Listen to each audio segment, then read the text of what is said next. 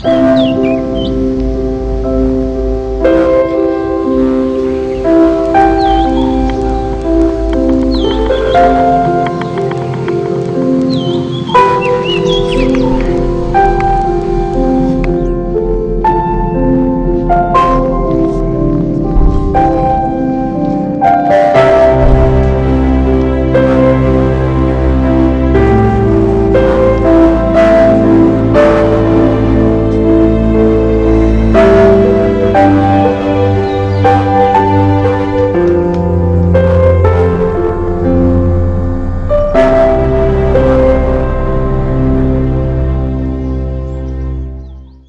here we go. So I will read it out, and then Venerable Kusalanyana will translate into Sinhala afterwards.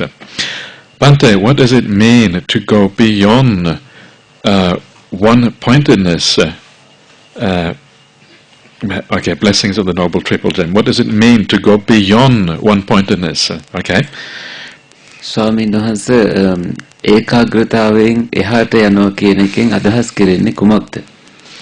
Okay, so I am not sure exactly what you have in mind with this question, but the idea is, of course, that one-pointedness, which is samadhi, the idea is to use that samadhi to take you even further on the path.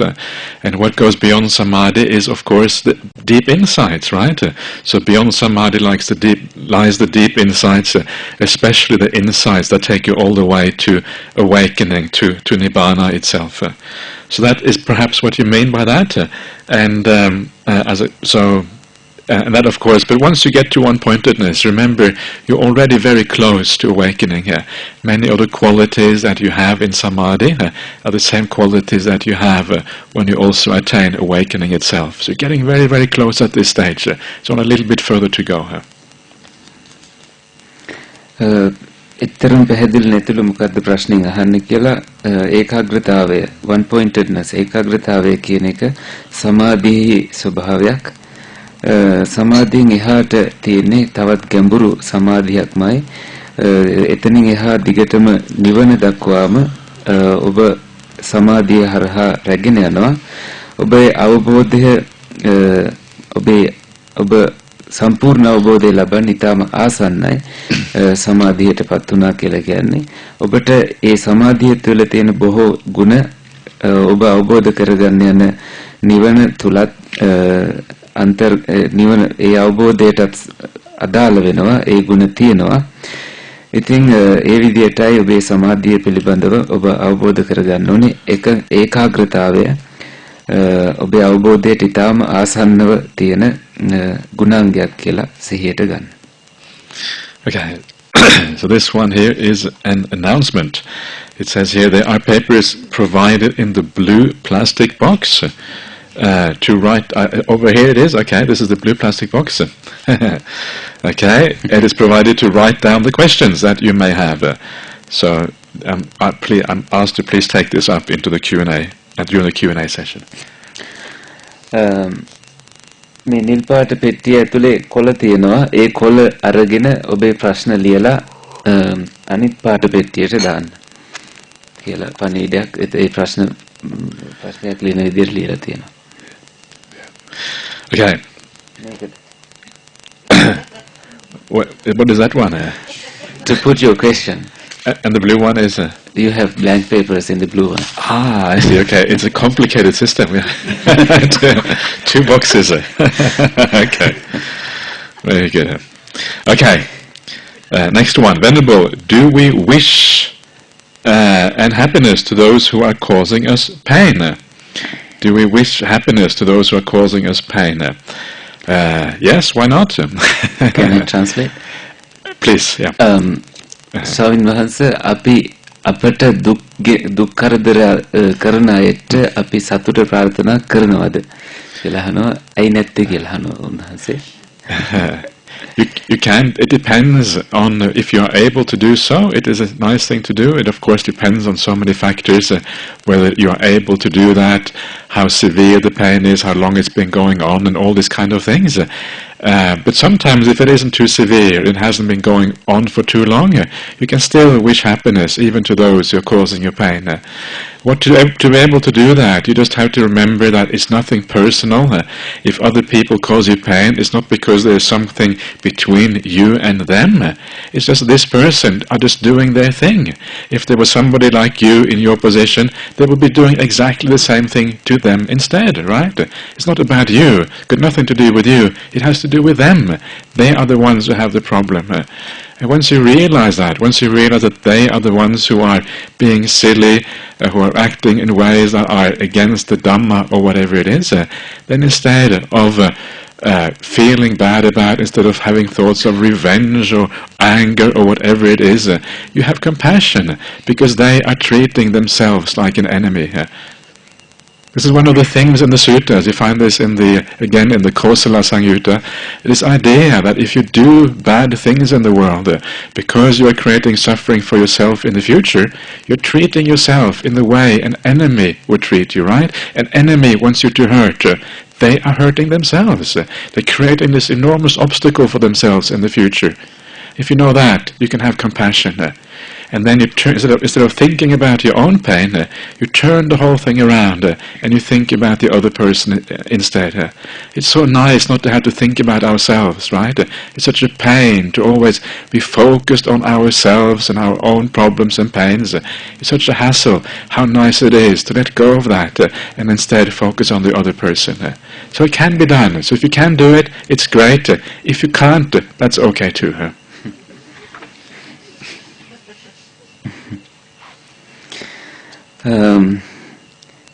එතකොට පිළිතුර තමයි ඔබ කොතරම් සූදානම්ද ඒ කෙනාට දයාව කරුණාව යොමු කරන්න කියන එක සතුට යොමු කරන්න කියන එක කොයිතරම් ඔබ අපහසුයෙන් වුණත් එහෙම කරන එක තමයි හොඳ ඒ කෙනාට සතුට ප්‍රාර්ථනා කරන එක අපිට කොයිතරම් දුක් වේදනා ගෙන දුන්නත් ඒක කොයි විදිහටද කරන්න කියන එකයි වැදගත් ඔබට පුළුවන් පුද්ගලිකව ඒ ගන්නෙ නැතුව ආත්ම වශයෙන් ගන්න නැතුව ඔබ සහ ඒ පුද්ගලයා අතර ගනුදෙනුවක් තියෙනවා කියලා හිතන්නේ නැතුව ඒ කෙනත් සාමාන්‍ය ස්වභාවය තුලයි ඉන්නේ කියලා හිතලා ඒ කෙනත් දුක තුලයි ඉන්නේ කියලා හිතලා ඒ කෙනාගේ ස්වභාවය විදියට දැකලා තමන්ගේ විදියට දකින්න නැතිව ඒ අයට සතුට ප්‍රාර්ථනා කරන්න අපිට පුළුවන් නම් ඒක හොඳයි ඒ අය තමයි මෝඩ විදියට හැසිරෙන්නේ ඒ අයට තමයි ධර්මය තේරෙන්නේ නැත්තේ අපි ඒ නිසා ඒ අයගෙන් ඒ අය පිළිබඳව තරහ ගන්නෙත් නැතුව සතුරු සිතවිලි ඇති කරන්නෙත් නැතුව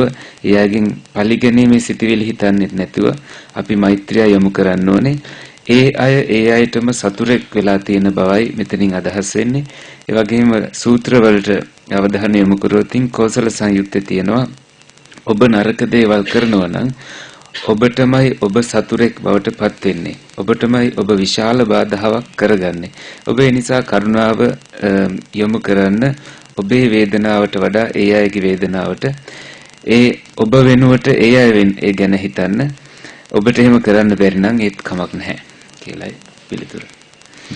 Okay. Next one. Bante, question number 1. Is there confirmation of how one knows that is their past lives? Is the confirmation of how one knows that there is past lives? Okay. කෙනෙක්ට තහවුරු කරගන්න පුළුවන්ද කොහොමද ඔබේ අතීත ජීවිත දකින්නේ කියලා තහවුරු කරගන්න පුළුවන්ද? I'm not sure exactly what you mean by confirmation here. There could be confirmation in many different ways. One way that there could be confirmation is if you remember all the details of a past life, right? And then you go back into the records and you see that this person actually existed. Just like they do the very famous Dr. Ian Stevenson, who did the research into small children who remember their past lives. And then he would go out and see if actually these people existed that they remember. Did they have a house like that? Did they have such and such names and all these kind of things? So you can do the same. If you actually remember something, that especially if it comes from deep samadhi and it's a very clear experience of a past life, you can actually check out the details if you wanted to. So that is one way of confirming, but really when you have this kind of experience of remembering a past life, you don't need any confirmation because it is very, very clear. You can see what is happening. It's not like just a memory, right now you might remember what you had for breakfast this morning. You might have a rough idea of what you have done throughout the day, right? But even that memory is quite vague compared to the memory you have if you remember past lives. It is based on incredibly powerful mindfulness, often from the fourth jhana. The mind is incredibly powerful. And when you go back, it's like you're reliving it. You're going back to those experiences like you're doing them again. It's an incredibly strong memory. This is how I understand this. Very, very powerful memory. And you have no doubt that this actually was you. And not only is it a powerful memory, but what you are saying, and this is what you can see when you read the explanation for how the memory of past life, how it happens, what you see is you see yourself living in one life, and you see all the things that happen to you, what kind of nourishment you have, what kind of food you're eating, what kind of happiness, what kind of suffering you had, the length of your lifespan.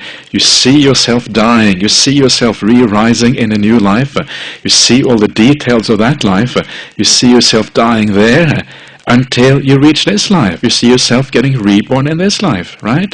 So you see the whole sequence of cause and effects, how you move from one life to the next one, and eventually come here. It's not some kind of random memory. It's a very systematic cause and effect series of the past into the present. And when you see that, you don't have any doubt anymore. How do we know that the memory in this life is accurate? Because it fits the narrative, the overall narrative. If you have a memory that's a bit strange, well, maybe you can discard it as being false or whatever.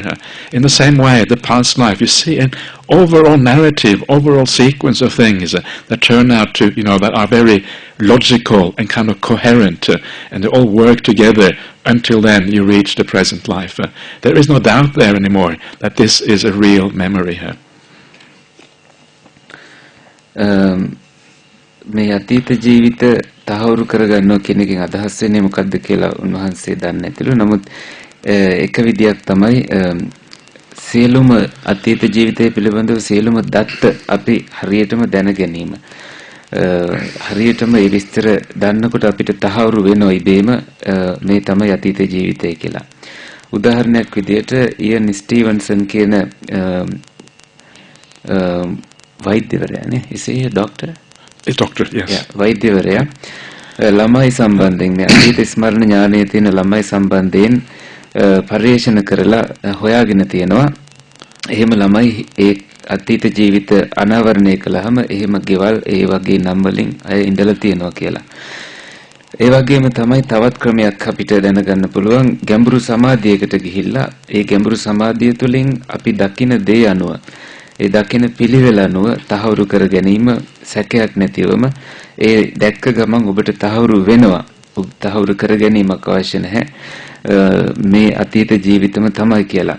මුළු අතීත ජීවිත අත්දැකීමම පිළිවෙලින් එකින් එකට දිගහැරෙනවා. එතකොට ඔබට ප්‍රබල අත්දැකීමක් විදියටයි එය දැනෙන්නේ. ඒ නිසා වෙනත් තහවුරු කිරීමක් අවශ්‍ය වෙන්නේ නැහැ. උදේට ගත්තු ආහාර අපිට මතකයි වගේ අතීත ජීවිත ගැඹුරු සමාධියකින් දකිනකොට ඊටත් වඩා ප්‍රබලවයි ඔබට ඒව දැනෙන්නේ. ඒක හරියට නැවත ඔබ ජීවිතයක ජීවත් වෙනවා වගේ. ඒක තද මතකයක්. කිසිම සැකයක් ඒ ගැන ඇති වෙන්නේ නැහැ. ඔබට දැනෙන්නේ එක ජීවිතයක් තුළ ඔබ ජීවත් වෙන හැටි, ඔබ ගනිපු ආහාර ගැන, ඒ වගේම ඔබ කොයිතරම් සතුටින් හිටියද, ඔබේ දුක, ඔබ කොයිතරම් ආයු කාලයක් ජීවත් වුණාද, ඔබ මිය ගිය හැටි, නැවත මේ භවයට පැමිණි හැටි, මේ සියල්ලම ඔබට මතක් වෙන්න ගන්නවා. එක පිළිවෙලින් ඒ සියල්ලම දිගහැරෙනවා. ඒක නිකන් හිටි ගමන් මතුවෙන මතකයක් වගේ නෙමෙයි. සියලුම හේතුඵල අනුව එකින් එක ඔබට දක ගන්න පුළුවන්. ඒක කතාන්දරයක් විදියට එහි ගැළපීමකුත් තියෙනවා. ඒ විදියටයි ඔබ අතීත ජීවිත අත්විඳින්නේ. Okay. So and the second question is a confirmation of knowing other beings faring according to karma. That's the second one here. Sattvayan karmanurupava. What is it, Bhante? Could you repeat? Confirmation of knowing the other beings faring according to karma. This is the second of the Tevijas. Oh, okay. Yeah. කම්මානුරූපව සත්වයන් චුතුපපාතය වෙන ආකාරයේ කොහොමද තහවුරු කරගන්නේ කොයි විදියටද සත්වයන් එක් එක් තැන්වල උපත ලබන්නේ කියලා දැනගන්නේ කොහොමද කියලා දෙවෙනි ප්‍රශ්නේ. I think that is much more tricky. Certainly, from a scientific point of view, how you would measure that, I don't really know, because basically you have to. Karma is quite complicated, right? So you have to know all the actions of a person during a life. You have almost to know their mind, in a sense, how their mind has been developed and established, either in goodness or in badness. And it may, I'm not sure if it can be done through observation, through external observation, in the same way as the idea of rebirth perhaps can be established. Maybe it can, but I'm not sure if anyone has done that. I was quoting Dr. Ian Stevenson before, and he's one of the people who has done the most research in the idea of rebirth, small children remembering memories of past lives. But all these researchers, they say that actually establishing the idea of karma is much more difficult, and there is very little evidence to show that the idea of karma actually works in the way that we say it works in Buddhism. But again, I think if you actually see this, if you have this kind of insight, it is going to be very, very powerful, and you will have no doubt once you see this that this actually is the reality. You don't need a confirmation anymore. This becomes your personal experience, right? Remember that one of the interesting things that they say in the suttas, when you have these kind of insights, they are incredibly powerful, and they say it is like a being going from darkness going into the light. They say it is like a small chick, right, breaking out of the eggshell and coming out into the world. It's a very powerful simile. If you imagine what that is, you're inside the eggshell, right? You can't see anything. All you see is the shell around you, a bit like the hall around here today, right? We are like inside the hall, inside the eggshell. But there's a big world out there. You come out of the eggshell, and suddenly you never knew that there was such a world before, and suddenly you see something, you think, wow, this is what the world is like. It is just astonishing how different it is from what I thought it was. So these are incredibly powerful experiences, and they are put on the same level as the experience of awakening itself. Awakening itself is given exactly the same simile as the other of the three te vidyas. These are called the te vidyas, the three true insights, the three true understandings of reality. Recollection of past lives, understanding the faring on according to karma, and then the final moment of awakening itself. So all of these are incredibly powerful. So when you see this, you don't have any doubt anymore that this is a reality.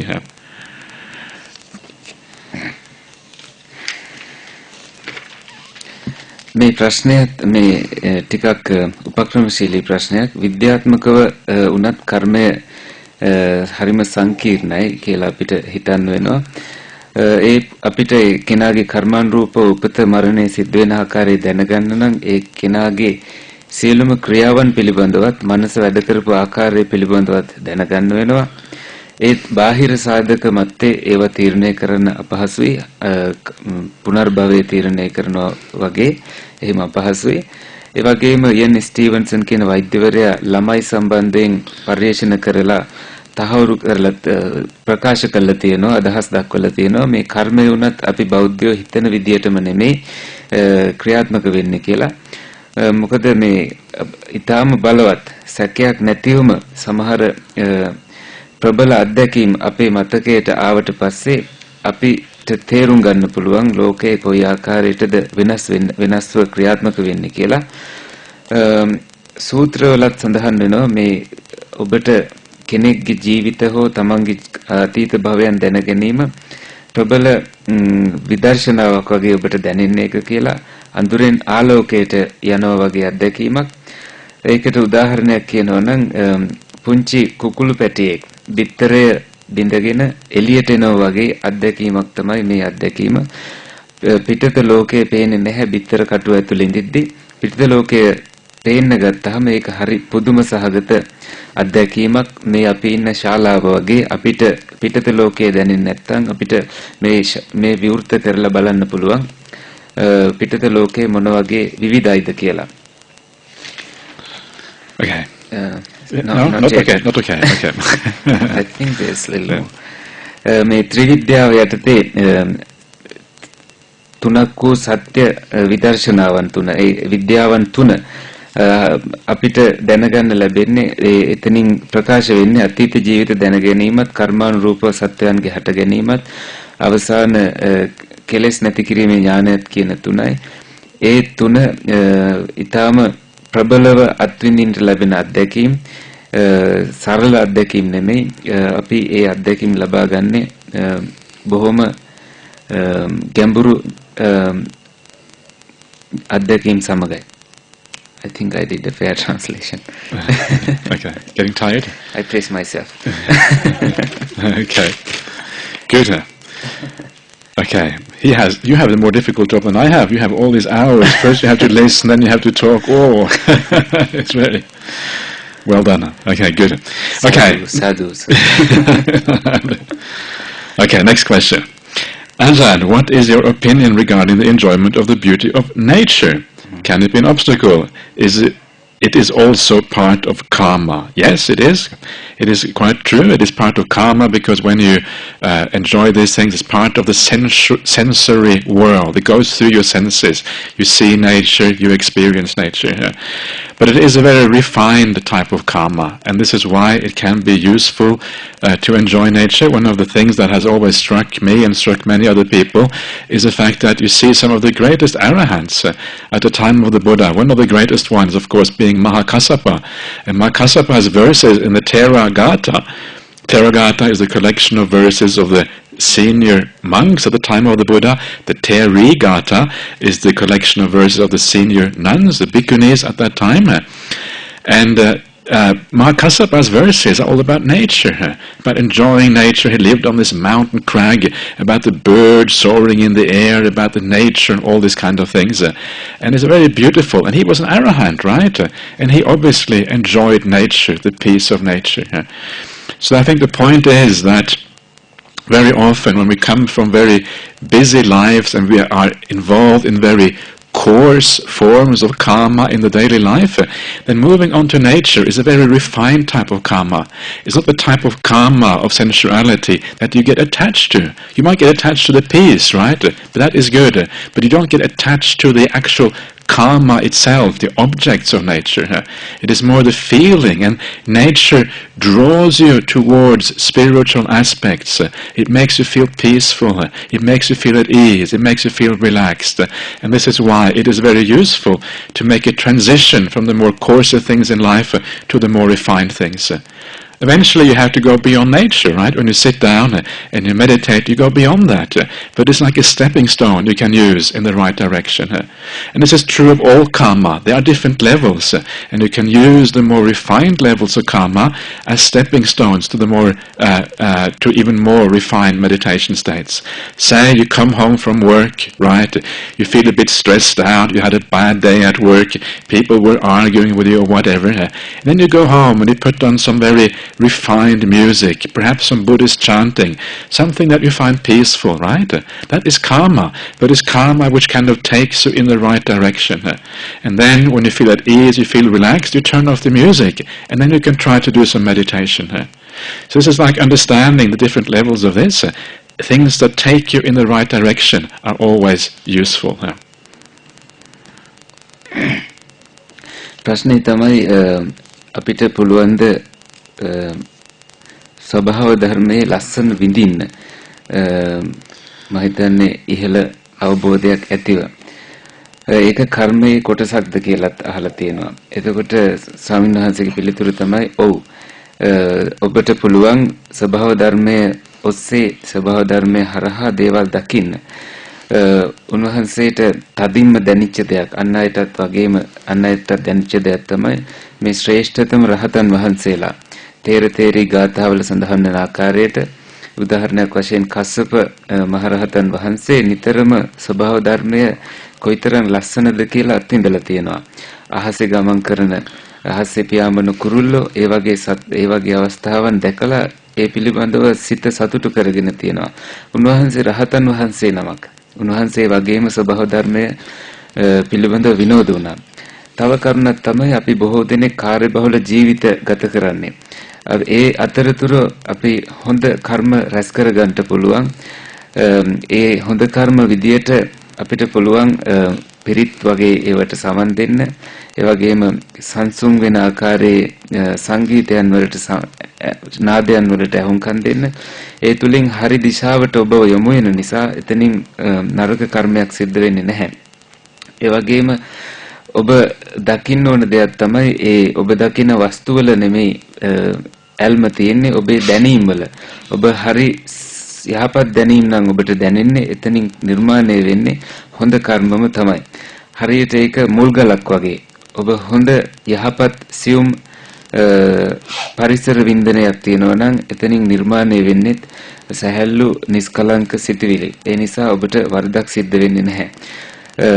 ඔබ හරි දිශාවට යනවද නැද්ද කියන එකයි ඔබ තීරණය කළ යුත්තේ. Okay. Good. So next one, Venerable. What is it to love wisely? Is it delusion contagious? Thank you. What is it to love wisely? To love wisely is to have metta, right? Maitri. Is that what you say in Sinhala? Maitri? Yeah. Maitri. So you have to have metta. This is what it is to love wisely. It is to have love without attachment. Love which goes out to everybody in the same way. Love which go out to the whole world. That is to love wisely. So usually the kind of love that most people have in their ordinary lives, the kind of romantic type of love, it is attached love. It is a love which goes to a particular person, and if somebody tries to break up the relationship, you suffer as a consequence. That is what attached love does. That is unwise love. Unattached love is the love which goes out to everybody here, and that doesn't really, has nothing to do with relationships or attachments at all. That is wise love. You just wish people well, right? Whoever they are, wherever they go, and there's no sense of attachment as a consequence. So is it delusion contagious? Well, if it is love that is based on attachment, yes, it leads to delusion. It's part of delusion. It makes delusion worse. So it is definitely the case. So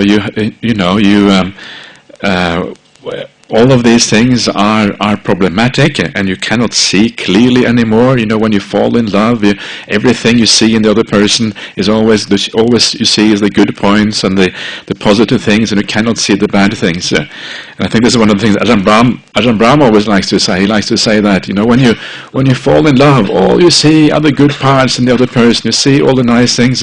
You can't see anything bad. And then a few years later, when you get your divorce, all you see are the bad things. You can't see anything good in that person anymore, right? So which one is true? And obviously the answer is none of them are true, because we all consist of both positive and negative things. ප්‍රශ්නේ තමයි කොහොමද බුද්ධිමත්ව ආදරය කරනවා, මොකද්ද මේ බුද්ධිමත්ව ආදරය කරනවා කියන එකකින් අදහස් වෙන්නේ. දෙවෙනි එක තමයි මෝහය කෙනාගෙන් කෙනාට ගමන් කරනවද, ස්පර්ශ වෙනවද කියලා. පිළිතුර තමයි ආදරය කරන එක ඇල්මකින් තොරව ආදරය කරනවා නම් ඒක කොයි වෙලෙත් හොඳයි. ඇල්මකින් ආදරය කරොත් තමයි මෝඩ ආදරයක් කියලා අපිට කියන්න වෙන්නේ. ප්‍රඥාවන්ත ආදරයක් කියලා කියන්න බෑ ඇලීම තියෙනකොට. හොඳ ආදරය, ප්‍රඥාවෙන් කරන ආදරය කිසිම සම්බන්ධතාවයක් ගොඩනගන ආදරයක් නෙමෙයි. ඒ සම්බන්ධතා සමග කෙරෙන ආදරය තමයි ඇලීමෙන් කරන ආදරය. ඇලීමෙන් තියෙන ආදරය සරහ මෝහය ඇති වෙනවා කියන එක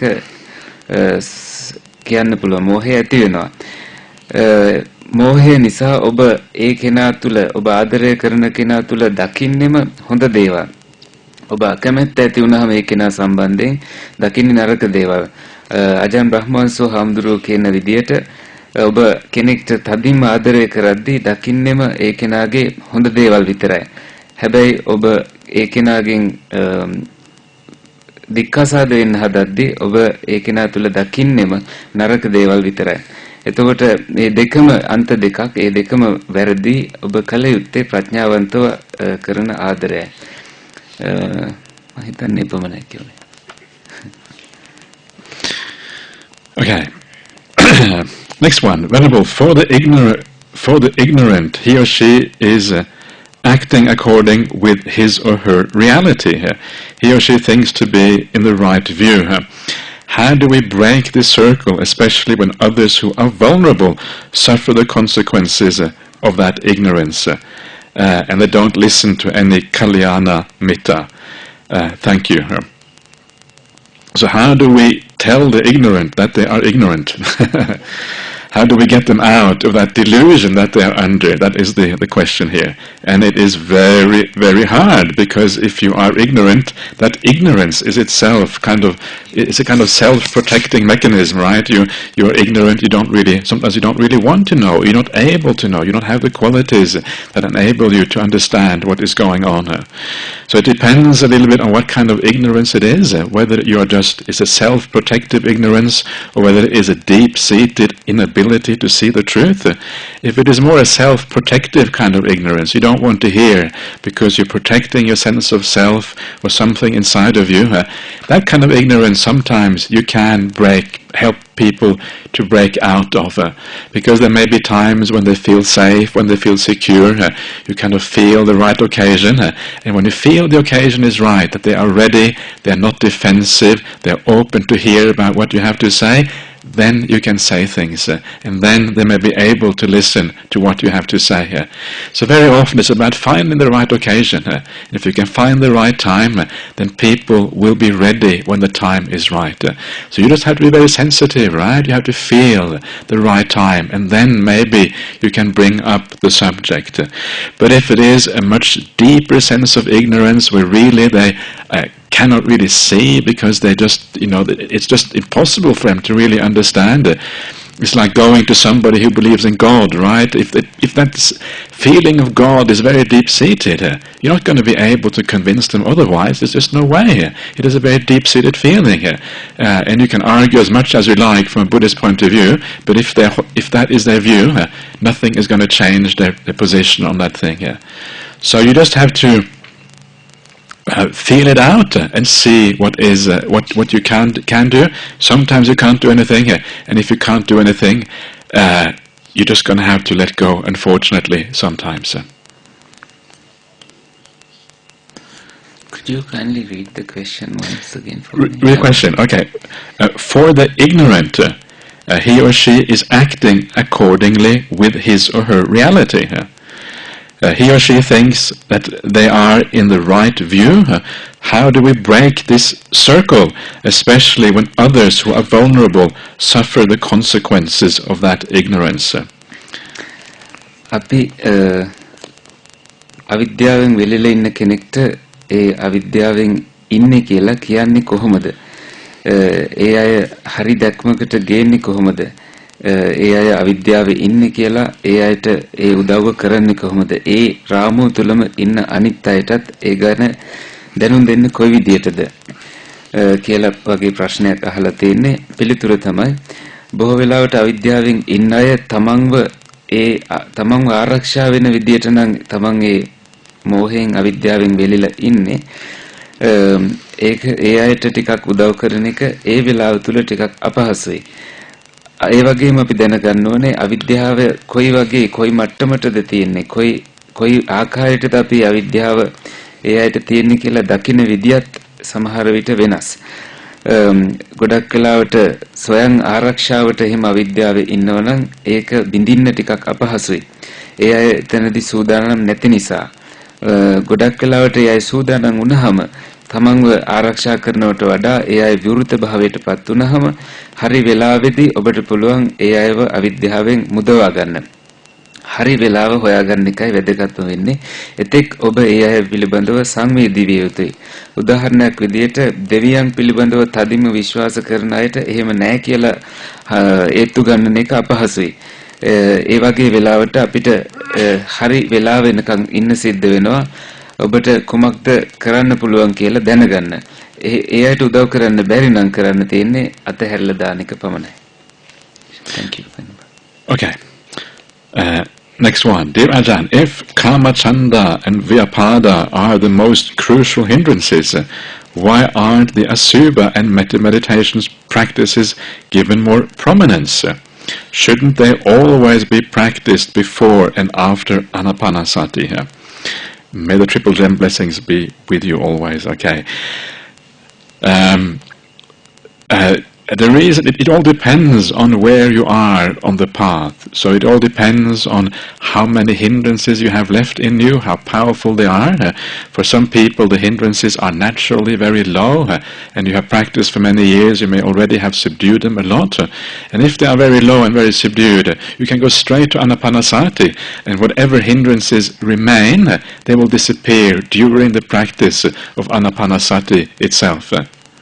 Right? Remember, anapanasati cannot help you to get rid of the coarse hindrances, because the coarse hindrances will not enable you to establish any mindfulness in the first place. But anapanasati can help you to get rid of the refined hindrances that remain in the mind after mindfulness is quite strong. So it all depends, right? But if you look at the gradual training, if you look at how the path unfolds in the suttas, the first thing to remember here is that there are many ways of overcoming these hindrances, and doing metta and doing asubha are only two of those ways. But if you look at the gradual training, as we have now, it starts off right with just doing what is right, doing what is good, right action, samma kammanta, samma vacha. That already is overcoming those hindrances to some extent. Then on the gradual training you have sense restraint. Now sense restraint is focused precisely on the first two hindrances, on liking and disliking, on abhijja and domanassa. This is aspects of the first two hindrances. So you can see here it is given tremendous prominence. Sense restraint is one of the important aspects on the path as you practice it. Before sense restraint you have the idea of contentment. Contentment means precisely, again, not having too much kama chanda, but being satisfied with what you have. Then you have, later on, you have the idea of sampajanya. Sampajanya, again, is about doing things in the world that do not give rise to hindrances. Being careful with how you live your life. You don't actually tempt yourself in the wrong places and in the wrong ways. Sampajanya is about that. So all these things, all the way along the path, that actually lead away from the hindrances, kama chanda and vyapada. And certainly, metta practice is also given quite a lot of emphasis in the suttas. Asubha, perhaps not so much, but certainly metta practice is given a lot of emphasis in the suttas. And then there are other ways of dealing with metta. There are the suttas that talk about kama chanda in a more general sense, about karma in a general sense, the dangers of the karma world, how to contemplate karma, how to get rid of vyapada. There are suttas about all of these things, and very often they're not actual meditation practices, but they are reflections, the ways to contemplate and look at the world. And these are perhaps just as powerful, maybe more powerful than the meditation practices themselves. They should be used all in conjunction with each other. So I think that it is not quite the case that this is not emphasized. Actually, it is emphasized a lot on the gradual path. කාමචන්දය ව්‍යාපාද කියන දෙක තදින්ම පුහුණුවේදී බලපානවා නම් ඒ දෙක ආනාපාන සතියෙන් පස්සේ ඒ දෙක තුනී කරගන්න අසුභයත් මෛත්‍රියත් භාවිත කරන්න ඕන නේද? අනිවාර්යයෙන්ම භාවිත කරන්න ඕන නේද කියලා වගේ ප්‍රශ්නයක් අහලා තියෙන්නේ. පිළිතුර තමයි එය පදනම් වෙන්නේ ඔබේ නීවරණ කොපමණ තියුණුව කොපමණ බලවත්ද කියන මට්ටමේ හැටියට සහ ඔබ භාවනාවේ කොතනද රැඳී සිටින්නේ කියන එක අනුවයි. ආනාපාන සතියෙන් ඔබට දෘಢ නීවරණ සම්බන්ධයෙන් උදව් ගන්න බෑ. ආනාපාන සතියෙන් උදව් ලැබෙන්නේ සියුම් වුණාට පස්සේ කෙලෙස් සියුම් වෙලා තියෙන මට්ටමේදී ඒ සියුම් කෙලෙස් තුනී කරගන්නටයි ආනාපාන සතියෙන් උපකාර ලැබෙන්නේ. ඊටත් කලින් සිහිය ස්ථාපිත වෙලා තියෙන්න ඕනේ. සිහිය හොඳට මතුවලා තියෙන්න ඕනේ. ඊට පස්සේ තමයි ආනාපාන සතිය හරහා සියුම් වූ ක්ලේශයන් දිහා අවධානය යොමු කරලා ඒවත් එක්ක භාවනාවේ දියුණු කරගන්නේ. බොහෝ ආකාර තියෙනවා ඔබට මේ කාමචන්ද ව්‍යාපාද ආදී සමග ගනුදෙනු කරන්න විශේෂයෙන්ම සම්මා වාචා සම්මා කම්මන්ත ආදී අනුපිළිවෙලින් පුහුණු වෙන්න තියෙන පුහුණු මාර්ගය හරහාත් ඔබ කරන්නේ ඒ වගේ නීවරණ යටපත් කරන එකයි විශේෂයෙන්ම ඉන්ද්‍රිය සංවරය හරහාත් ඒ වගේම අවිජ්ජා සහ දෝමනස්ස කියන දෙක අතර ඒ තියෙන අවබෝධය හරහාත් අවිජ්ජා කියලා කියන්නේ කැමැත්ත දෝමනස්සය කියන්නේ අකමැත්ත කියන දෙක ඉන්ද්‍රිය සංවරයෙන් පාලනය කරගෙන ඊටත් කලින් තෘප්තිය ඇති කරගෙන කාමච්ඡන්දයට හත්පසින්ම වෙනස් එකක් තමයි තෘප්තිය කියලා කියන්නේ ඔබට තියෙන සරල භාවනා අධ්‍යක්ීම සරල ජීවිතය සම්බන්ධයෙන් තෘප්තිමත් වීම ඊටත් කලින් තියෙන්න ඕනේ ඔබට සම්පජඤ්ඤය සිහිනුවණින් හැම දෙයක් දිහාම විමසිල්ලෙන් බැලීම මෙන්න මේ අනුපිළිවෙලින් අපි එන භාවනා මාර්ගයේ අනුව තමයි ඔබේ පුහුණුව ඔබ සකස් කරගන්නේ ඒ වගේම මෛත්‍රියට දැඩි අවධානයක් දීලා තියෙන සූත්‍රවල අසුබයට ඒ තරම් නැති වුණත් නමුත් මේ දෙකම අපි අනුපිළිවෙලින් දකින්න භාවනා විදියට එකිනෙක reflections වචනයක් මොකද්ද reflections කියන එක මෙනෙහි කිරීම මේ මෛත්‍රියත් අසුබයත් කියන දෙක මෙනෙහි කිරීම වශයෙන් තමයි අවධාරණය කරලා තියෙන්නේ මේ හැම එකක්ම එකටයි අපි භාවනා භාවිත කරන්නේ කොතනදද භාවිත කරන්නේ කියලා විශේෂ නිර්ණායකයක් නැහැ නමුත් අපිට පුළුවන් ඒ භාවනාවත් අනිකුත් අනුපිළිවෙලින් පුහුණුවත් ඔස්සේ ගිහිල්ලා අපේ භාවනාව දියුණු කර ගන්නට. Yes, done. Okay, that was the last question. We have a few more here. Okay, sure. You can pick as much as you want. Or I can ask the English ones. Is it okay? I ask some. Sure, of course, yeah. Why some monks did not delight in the Mulapariyaya Sutra? Okay. I think it is explained, in the commentary to that sutta, it is explained that there were some monks who were deluded about, they thought they were awakened or enlightened or had some understanding of the Buddha's teachings. And then the Buddha kind of gave this powerful discourse, the Mulapariyaya Sutta, and showed them that they were deluded, they didn't really understand. Apparently they were Brahmins or something like that, and they were kind of proud. And then when they were kind of shown that they were wrong, they felt kind of deflated and perhaps a little bit embarrassed, so they didn't delight in that sutta. It's interesting, it's the only sutta in the whole canon where at the end it says the monks were not delighted with that sutta. මූලපරියාය සූත්‍රයේදී දේශනාව අවසානයේදී භික්ෂුන් වහන්සේලා සතුටටපත් උනේ නැහැ කියලා සඳහන් වෙනවා. ඒ ඇයි කියලා අහනවා. ඒ ප්‍රශ්නෙට පිළිතුර තමයි අටුවාව හොයලා බැලුවහම ඒ අටුවාවට අනුව ඒ සූත්‍ර දේශනාවට සම්බන්ධ වුණු භික්ෂුන් වහන්සේලා මෝහයෙන් වෙල්ලා හිටපු භික්ෂුන් වහන්සේලා පිරිසක් ඒ මෝහය පෙන්වලා දුන්නා බුදුරජාන් වහන්සේ දේශනාව තුළින් උන්වහන්සේලා මෝහය තුලයි ඉන්නේ කියලා. එතනින් ඒ බ්‍රාහ්මණ කුලයෙන් ආපු ආඩම්බර ඒ භික්ෂුන් වහන්සේලාට ලැජ්ජාවටපත් වෙන්න වගේ සිද්ධ වුණු නිසා උන්වහන්සේලා ඒ දේශනාව සම්බන්ධයෙන් සතුටටපත් වුණේ නැහැ කියන වගේ අදහසක් තමයි අටුවාවේ සඳහන් වෙන්නේ. පින්වත් ස්වාමීන් වහන්සේ ආනාපානසති භාවනාවේදී ආරම්භ කර සල්ප වේලාවකින් පසු අරමුණට සිත ඒකාග්‍ර වී නාසය තුලම සිත පවතී. ස්වාමීන් වහන්සේ මේ ආකාරයට දීර්ඝ කාලයක සිට පවතී. මේ ස්ථානයේ සිට ඉදිරියට භාවනාව දියුණු කර ගැනීම සඳහා පැහැදිලි කර දෙන මෙන් නමස්කාර කරමින් ආචාර්ය කරමි.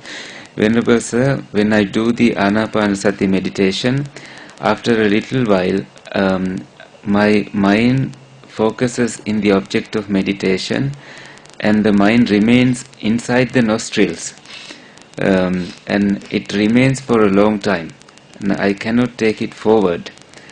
Kindly explain to me how to carry my meditation on without remaining there. Thank you. Did you get the idea? Okay, so you're stuck. Your mind is in the nostrils. I like that translation. You're stuck in your nostrils. Very interesting.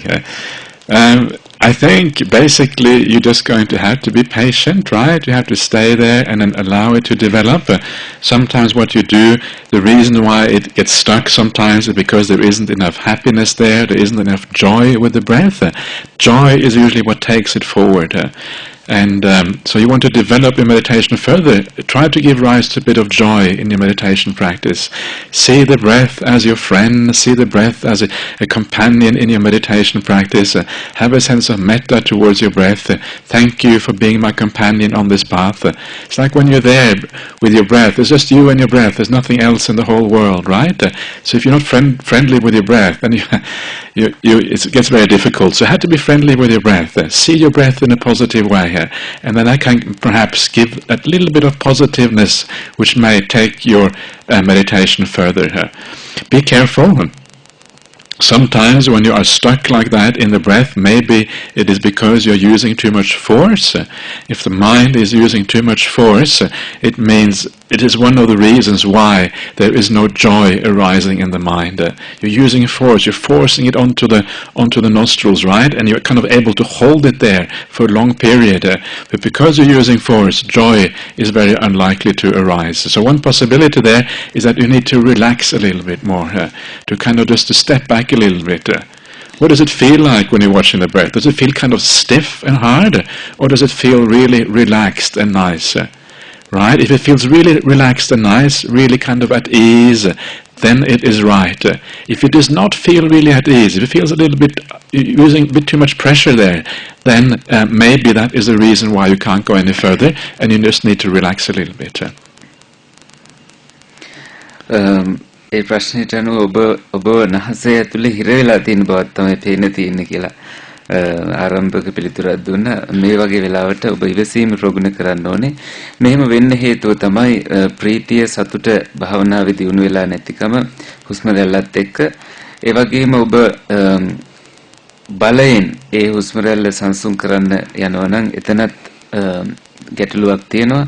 ඔබ ස්තුතිවන්ත වෙන්න හුස්ම රැල්ල ඔබ සමග රැඳී සිටීම සම්බන්ධව කෘතවේදී වෙන්න. ඒ වගේම ඒ සමග රඳා පවතින උත්සාහ ගන්නට අවශ්‍ය නැහැ. ඔබ ඒ ඉවසීමෙන් ස්තුතිවන්ත වෙමින් සිටීම අවශ්‍ය වෙන්නේ. ඒ වගේම ඔබ ප්‍රවේශම් වෙන්න ඔය සතුට උපදවා ගැනීමට බලය යොදන්න එපා. ඒකත් එක් හේතුවක්. ඒ නිසා ඔබ ඒ සතුට උපදවා ගන්න බලය යොදුවතින් ඔබට බැරි වෙනවා ඉදිරියට භාවනාව කරගෙන යන්න. මෙහෙම වෙලාවට ඔබ තවදුරටත් නිසල්මන් වෙන්න, නිස්කලංක වෙන්න, සැහැල්ලු භාවයටපත් වෙලා භාවනාව කරගෙන යන්න. It's 8:24. Okay. Do you want to do a few more? Yeah. Okay. We have only done about 45 minutes because we started a bit late.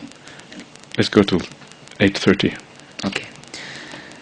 පින්වත් ස්වාමීන් වහන්සේ ඔබ වහන්සේට নমස්කාර කරමින් වන්දනා කරමි. ආනාපානසති භාවනාවේදී හුස්ම රැල්ල දැනීම ඒකාග්‍ර වී සිත හුස්ම රැල්ලටම ඒකාග්‍ර වී දීර්ඝ වශයෙන්ම පවතී.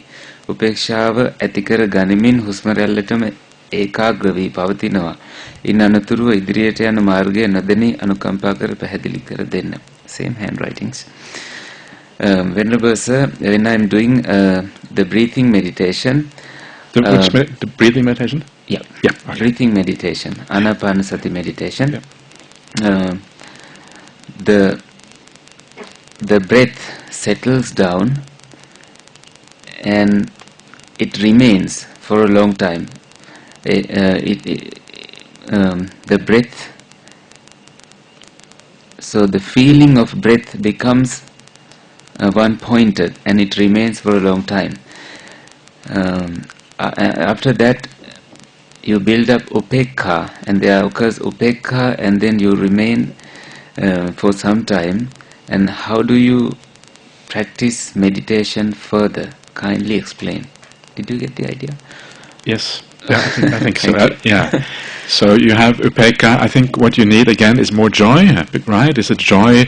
Is at this stage in the meditation it's too early to have upekha. Upekha should come much later, after the jhanas, that sort of thing. At this stage you need more happiness. So basically the same answer as I gave with the last question here. කලින් පිළිතුර වගේම මේ පිළිතුර මෙතනට ලබා දෙන පිළිතුර තමයි ඔබට අවශ්‍ය වෙනවා තවදුරටත් ප්‍රීතිය දියුණු කරගන්න ධානයෙන් පසු උපේක්ෂාව මතු වුනහම ඔබට පුළුවන් ප්‍රීතිය මතු කර ගැනීමෙන් ඔබේ භාවනාව ඉදිරියට කරගෙන යන්න.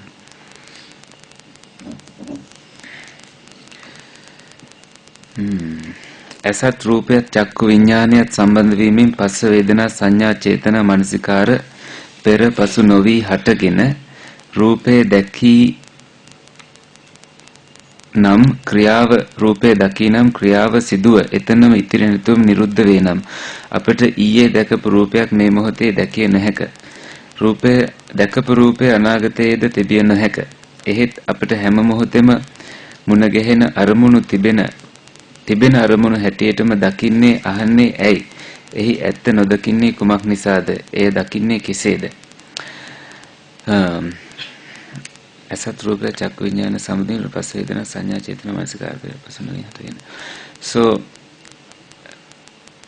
after the eye and the external object meet, there occurs the eye consciousness, and then there is contact, feelings, perception, formations and consciousness, and they occur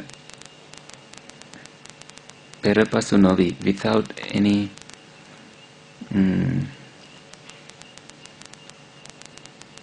any past and future, perhaps. Perapasu novi. And the form, this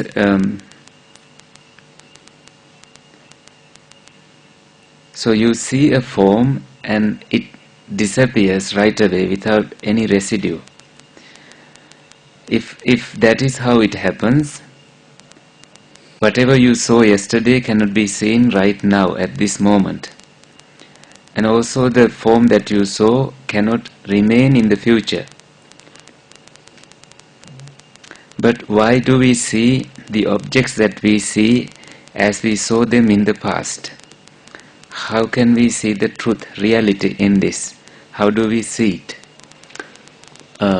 So it's a little bit complicated the way I translate it, of course.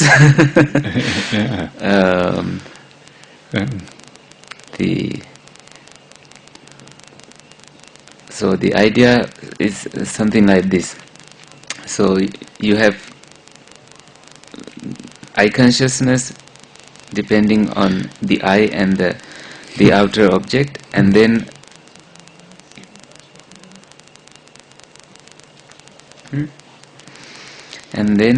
you have contact, feelings, perceptions, formations and consciousness.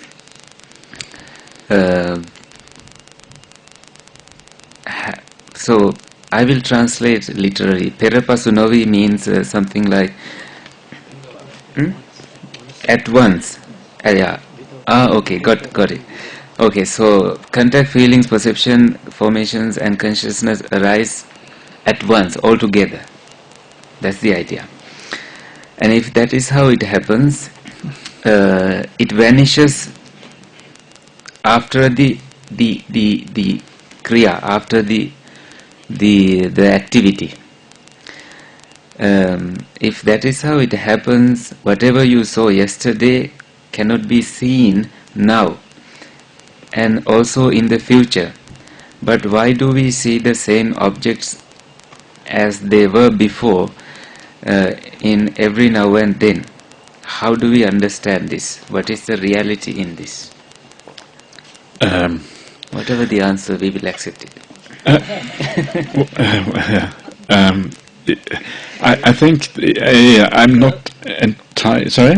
If I might say, I think it's better that this is actually answered directly at an interview. Because then it can be described. Okay, I think this may have been a question that was asked at the interview today anyway. It sounds like a question that was asked during the interview today, so maybe it has already been answered actually. But that's a good point. If you have very kind of tricky and complicated and intricate questions that are difficult to even express, perhaps, maybe interview time is better for those. I think it's a good point. Sorry, Bante. සම්මුඛ සාකච්ඡා වෙලාවට මේ බඳු ප්‍රශ්න අහන එක හොඳයි. එතකොට ඔබට ප්‍රශ්නයක් පැහැදිලිව අහගන්න පුළුවන්. ඒ වගේම පිළිතුරත් පැහැදිලිව ලබා ගන්න පුළුවන්. ඒ බඳු ප්‍රශ්න සම්මුඛ සාකච්ඡා වෙලාවට යොමු කරනවා. Okay, shall we do one last one here? Sure. Yeah. That was a bit of a disappointing, the other one, so we... to translate it. Garu Sainwahansa, kumakda niramisa tanhava ha niwan dakimata ඇති හොඳ තණ්හාව කරුණාකර පැහැදිලි කර දෙන්න ඒ සඳහන් සූත්‍රයක් ඇද්ද? It's a nice question. Venerable sir, what is niramisa tanha? And what is the craving that is conducive to nibbana? Kindly explain. And is there a sutta that explains these types of cravings? The niramisa tanha, yeah, that's a nice word. I haven't heard that word before, but it's a good one. Yeah. So this is the niramisa means like the spiritual craving. So this is what actually this means. And I think it is mentioned. I think it's mentioned once in the suttas. The kind of craving, certainly desire is mentioned. Maybe not craving itself, but certainly desire is mentioned using other words. What is the word that is used? Cannot remember right now, but it is this idea that you have to desire the end of rebirth to even get on the path, right? You have to desire some kind of spiritual good, spiritual happiness. If you have no desire, there's nothing to move you. Something has to move you in the right direction. And it's not really described in a great deal at all in the suttas, but I think one place Venerable Ananda is asked, as a monk or somebody goes to Venerable Ananda and they say, how can there be, we have the Chanda Samadhi. Chanda Samadhi is one of the Iddhipadas, right? The Samadhi which comes from desire, Chanda Samadhi. And this person asks Venerable Ananda, how can desire lead to the end of desire, right? If you have Chanda Samadhi, that is supposed to take you then to the end of desire, at the end of the path. You understand what I'm saying? Chanda Samadhi is one of the factors for attaining Samadhi. So how can desire take you to the end of desire? And Venerable Ananda explains, well, it's I can't remember exactly the explanation now, but elsewhere in the suttas it says that the desire, you use the desire to take you forwards on the path, and when you reach the goal of the path, then that desire subsides. It patti pasadi or something like that. So it subsides and it disappears as a consequence. So it is like an important thing to get you started. But once you are started and once you kind of get to the goal, then that desire disappears because you have reached the goal. It's really as simple as that. There's nothing very kind of tricky or special about it. නිරාමිස තණ්හාව කියලා එකක් ගැන නම් උන්වහන්සේ අහලා තියෙනවද කියලා මතක නැතිලු. නමුත් මෙතන මේ අදහස් වෙන්නේ ආධ්‍යාත්මික තණ්හාවක් නම් එතන තියෙන්නේ කිසියම් තණ්හාවක් අපි ඇති කරගන්න ඕනේ කියලා විය යුතුයි. ඒ වගේම අපිට තණ්හාවක් ආශාව කිසියම් කැමැත්තක් ඇති කරගන්න ඕනේ, ඡන්දයක් ඇති කරගන්න ඕනේ.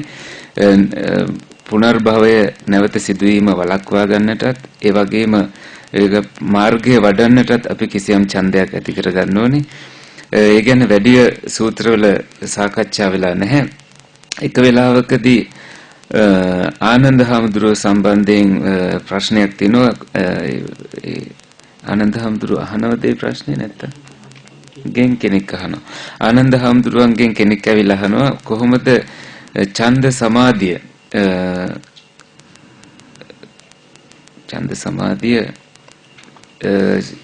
ඡන්දේ නැති කරන්න භාවිත කරන්න කියලා. ඒක ඉද්ධිපාදයක්. ඉතින් ඒ සම්බන්ධව පිළිතුර කුමක්ද ලැබුණේ කියලා උන්වහන්සේට හරි මතකයක් නැතිලු. එතනින් අදහස් වෙන්නේ නිකන් කැමැත්ත නැති කිරීමට භාවිත කරන්නේ කොහොමද වගේ ප්‍රශ්නයක්. නමුත් තවත් තැනක සඳහන් වෙනවා මේ ඡන්දය කැමැත්ත ඇති කරගෙන අපි ඉදිරියට භාවනාව කරගෙන ගියාම මේ කැමැත්ත යටපත් වෙලා පටිපස්සද්ධි යටපත් භාවයටපත් වෙලා අපේ භාවනාවේ ප්‍රතිඵල ලැබෙන්න පටන් ගන්නවා කියලා ඒ විදියටයි අපි මේක තේරුම් ගන්න ඕනේ කියලා උන්වහන්සේ පිළිතුරු දුන්නා. Okay, very good. So that's the end for this evening. So keep on enjoying yourself, having a good time, and then we'll see you again tomorrow morning here. අපි නැවත හෙට උදෑසන මුණ ගැහෙමු. හොඳින් භාවනා කරගන්න කියලා උන්වහන්සේ